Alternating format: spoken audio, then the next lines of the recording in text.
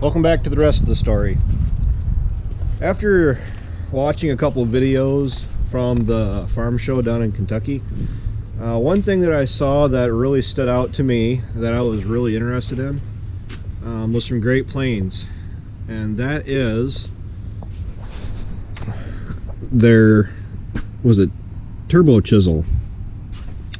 Now I think everybody knows, and I know I have some new subscribers that probably aren't aware of this, but it's pretty well common knowledge that we all hate our chisel plow. It's really nobody's fault. It's just it's built too light for what we want to do with it.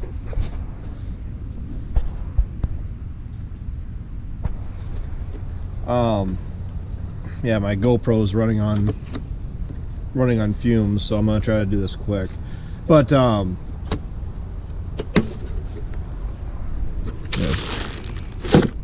I'm over here at a local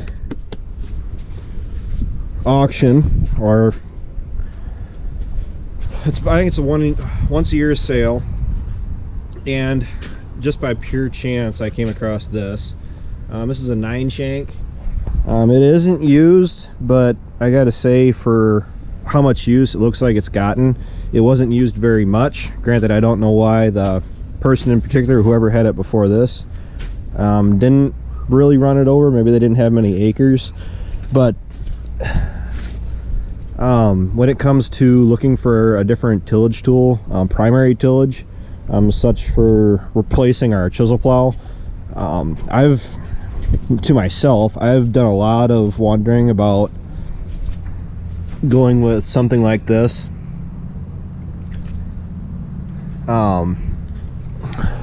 Granted, I have no idea if our 4640 would pull this.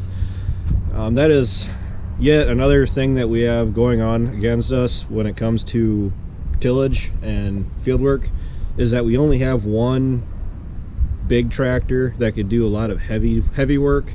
That is the 8235R, and I've said that before, that I do have doubts as far as what we could really even pull with that.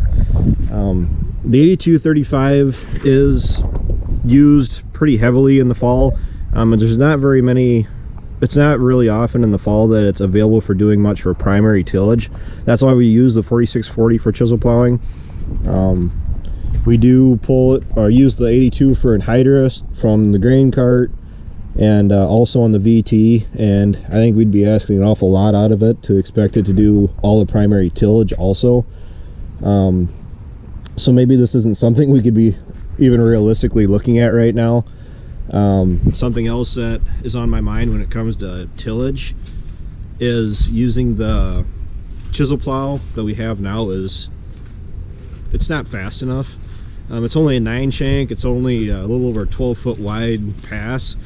We need something that's going to allow us to cover more acres. Something that I said here just lately, I don't know how many of you caught that, but we did end up picking up another farm this year that has to be worked down. Now, just across the aisle from that turbo chisel is something else that we could probably consider, is just a 5-shank ripper, which is essentially set up exactly how I'd want it. It's got the straight cut shanks on it with the front coulters. Myself, I wouldn't be pulling this through any corn ground. If I did, I would be using it on soybean stubble. But I have doubts that I really even want to consider using a ripper too much. Something else too, that Farm King snowblower is something else we could use, but it's something that in the last 5 years we haven't had a whole lot of use for it.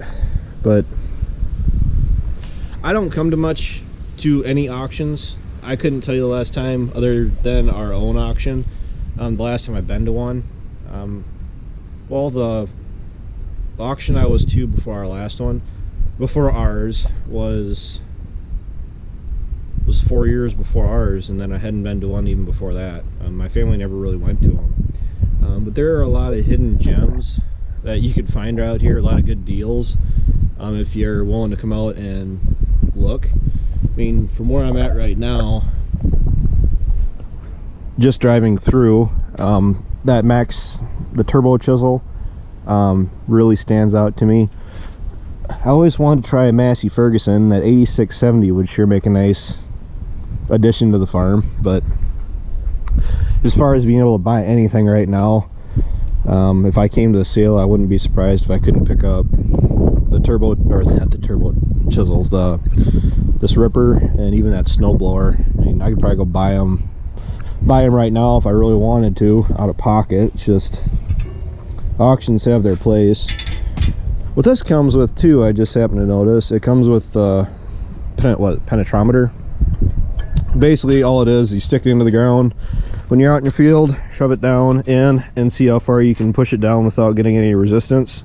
If you're ever wondering if you should be doing any chiseling or any tillage works to begin with, go out and walk through your field with something like that. It's got the notches on it, so you can see where your compaction layer is. Something that we probably should be utilizing a lot more in our operation, but we don't. I gotta get going because I got people coming up behind me. But yeah, that does look pretty sharp.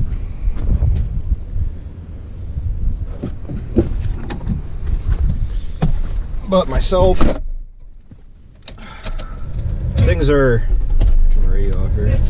Things are looking up for the farm around here. There's been a lot of negative talk about finances and all that stuff on YouTube, but I gotta say, when it comes to farming, there's good years and there's bad years. You just can't get around it. It all depends on how good of a businessman you are, I guess. There's some pretty good, some interesting stuff out around here. I mean, there's some stuff that you'd never consider buying, but here's something else that kind of stands out. This grain mixer.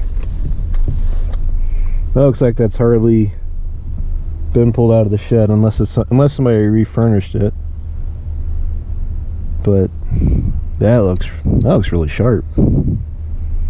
That's something I wish ours had, was the extended auger. Almost to the point where I almost should consider trying to find one, even a scrapyard one, so we could use a longer auger, because our feed mill is too short to reach to our bulk bin, so I didn't really plan on that. But hold on, yeah, my GoPro, I'm gonna lose you guys, so I gotta cut you off. So thanks for watching. Just basically window shopping right now, but hope you guys enjoyed. I'll talk to you guys later. So until next time, take care, take it easy, keep in touch.